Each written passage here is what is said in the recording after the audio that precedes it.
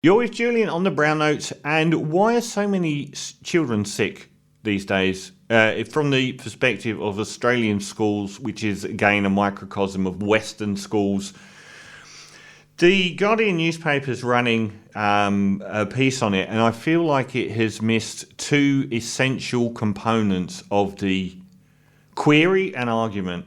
How the rise of autism and ADHD fractured Australian schools. Almost 1 million Australian school children now have a disability. That's 1 in 4 enrolments. Parents and teachers say education is at a crisis point. Our son was always worried about the rain, Alicia Cook said, and if the weather was forecast for rain, I'd be anxious too. At the time, Emerson's anxiety was put down to a flood evacuation that took place in Launceston in Tasmania. But what Alicia didn't know was that Emerson's worry was an early sign of what would later be diagnosed as having attention deficit hyperactivity disorder and autism. The problem being that in the normal classes that they're not looked after and that they're often demonised by the schools. Despite his diagnosis, Emerson was ineligible for individualised support funding in schools because he had advanced language skills. It was just causing everyone so much distress we had no choice but to pull him out. It was devastating. There are now almost 1 million school students in Australia needing extra support because of disability, equivalent to 1 in 4 enrolments.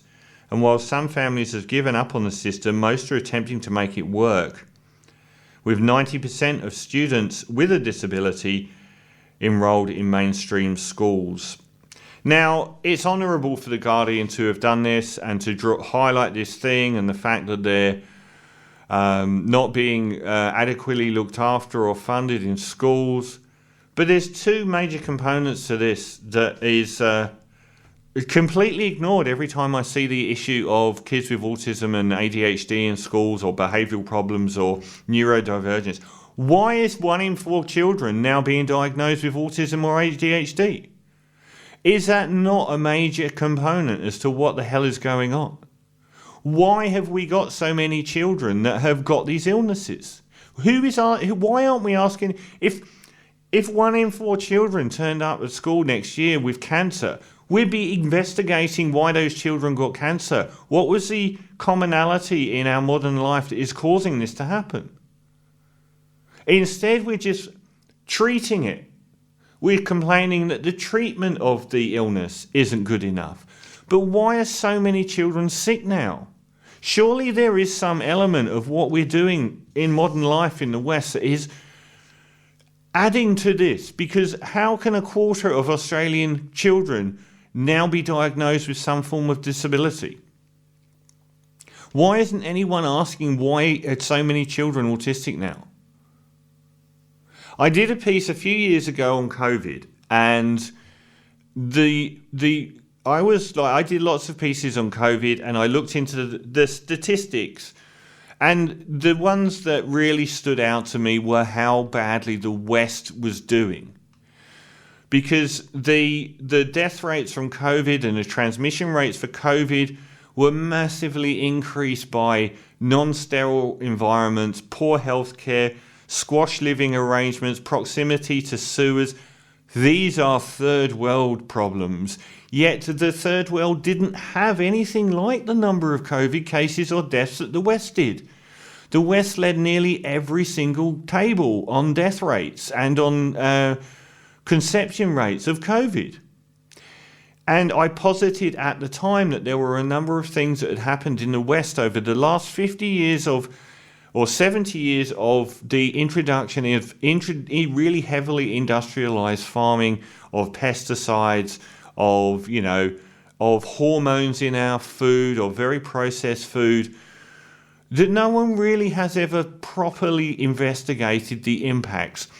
We know when you do clinical trials for drugs, you tend to have a period of many years where these things are tested in groups. When it comes to the introduction of the impacts of pesticides on the human race, we are the test.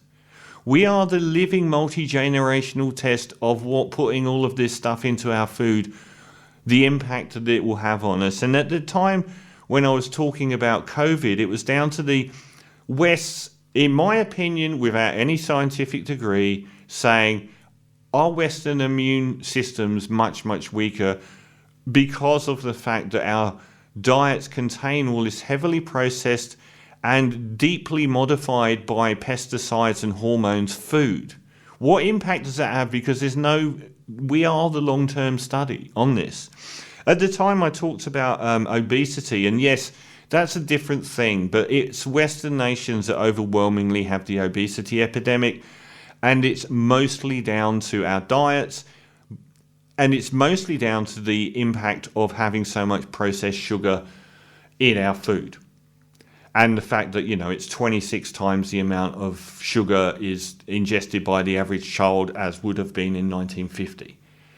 That's one side of it, but there's other things. There's the Western sperm count collapsing in the last couple of decades, which is just true. It's not happening in a lot of the third world countries. Is there not some component in the way we live that is causing these things? Would not it be beneficial to ask? Food allergies. There was no one at my school with a food allergy. But now they're everywhere. Everyone's got food allergies. And all you hear about is, why aren't people doing better to accommodate food allergies? Why aren't people asking why so many kids have got food allergies? These are definite things. They eat something, they get really physically sick. Why is that dramatically increased? Why is no children in my class at school versus dozens of children in every class have some form of food allergy? Is it not possible that a massive change in our diets and our food and the chemicals that we're putting inside ourselves is in some way involved in food allergies and sperm counts and worsening immune systems, and the fact that so many more children now have autism or ADHD? Why is no one even asking the question of why? And I'm sick and tired of these people that say, we're better at diagnosing. That's rubbish. Autism's a very serious condition. It's not the same as being a bit out of whack with everyone at school. These are genuine things. Food allergies aren't, it's my opinion I'm sick of food. These people can die from it. These are real things. So why are they happening en masse? Why is 1 in 4 children in Australia going to school now considered disabled in some way? Why aren't people asking? My opinion, the most obvious thing is that back sort of in the 1950s, we started using heavily a range of different things in our diet, such as very bad chemicals designed to probably kill other animals, usually insects, or bacteria or anything like that. Then hormones to artificially grow things faster. And then we use a lot of processing in the food itself. And we don't know the long-term impact of that. We can see it in obesity, but are we ignoring the other elements? So that's one major thing. The other major thing I want to talk about is whenever we talk about kids going to school and not being looked after that have autism or ADHD, why do we never talk about the other kids? It's not your fault that you've got something that makes you like you are, but it's not everyone else's fault either.